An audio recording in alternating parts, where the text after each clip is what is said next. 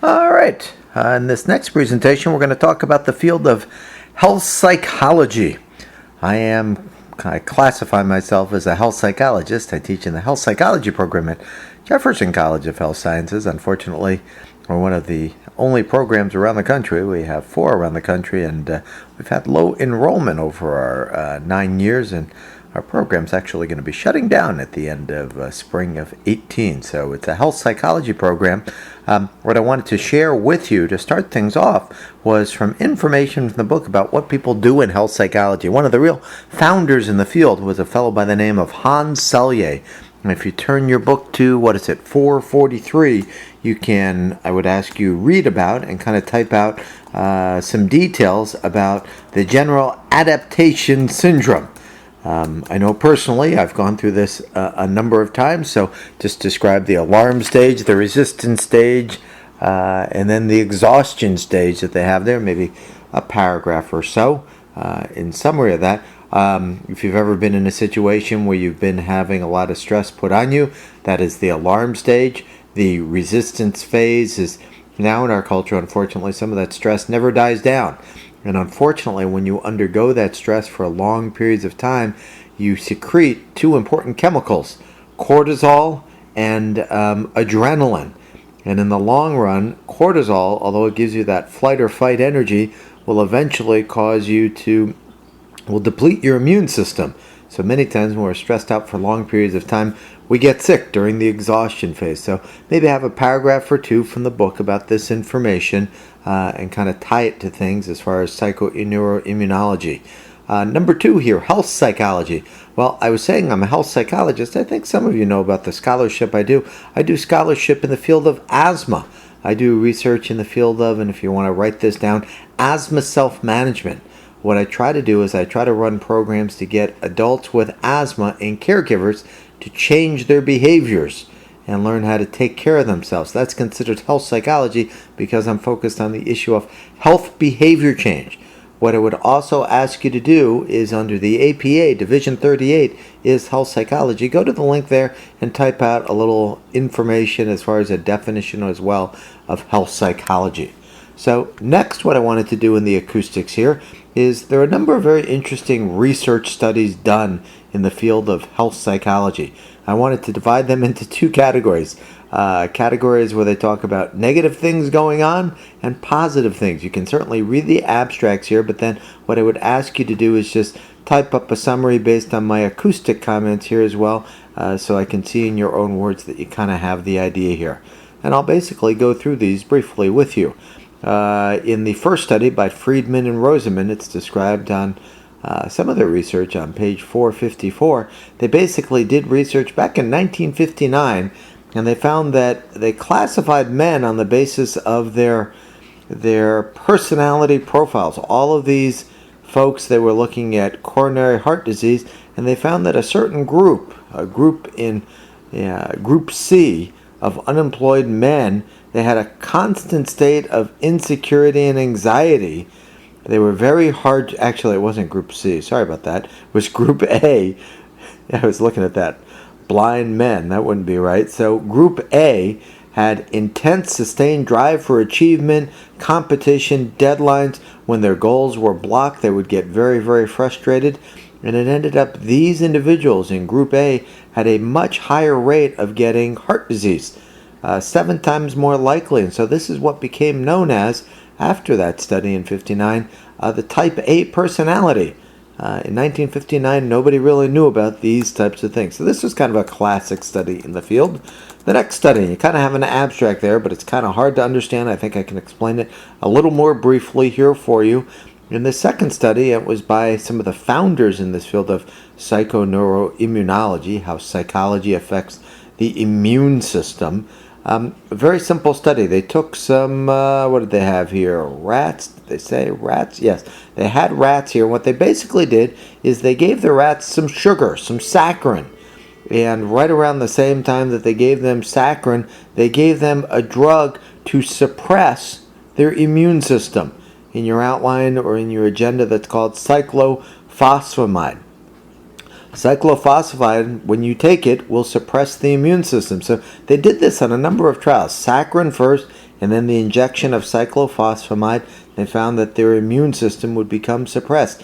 What was really amazing is after they did this a number of times, they found that as soon as you gave the saccharin solution, the immune system became suppressed. You didn't even need to give the cyclophosphamide. Why is this so amazing? This shows that you can classically condition the immune system, because sugar shouldn't be causing that, but the sugar was paired up with the drug, so this is classical conditioning of the immune system. So this was one of the first studies in this field, and your book mentions it, I think on the bottom of 445, psychoneuroimmunology. How psychology, classical conditioning, can actually impact the immune system. Bad news, if you think you're going to get sick, you may. Another very famous study done, and I'll go through these negative ones here first, done by Folsom Millette, University of Michigan. Now, I don't often talk about University of Michigan studies. I am a Buckeye by trade. Ohio State, Buckeyes and Wolverines don't get along. But very simple study here. I'll explain it to you. Phase 1 of the study. They had 2 monkeys in cages right next to each other.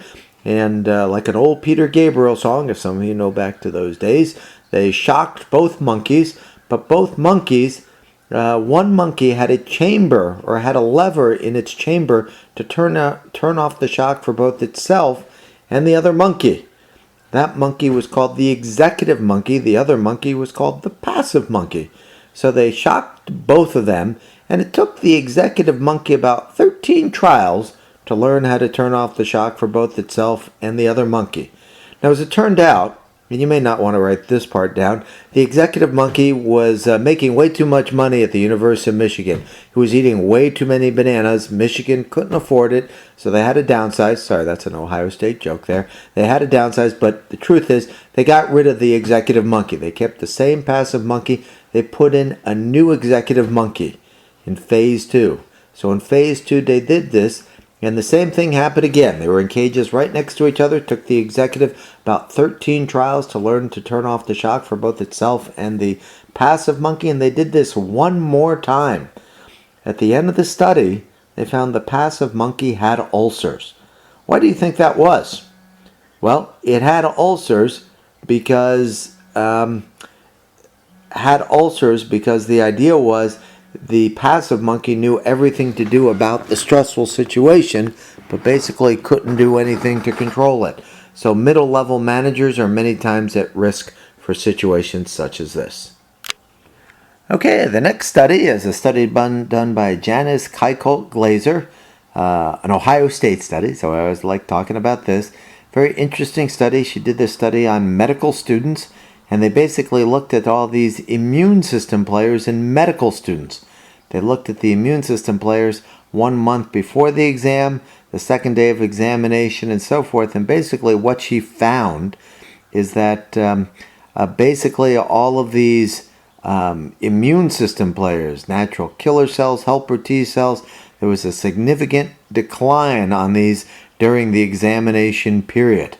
The other thing I think this one shows is that they were doing relaxation that tended to help things out a bit more.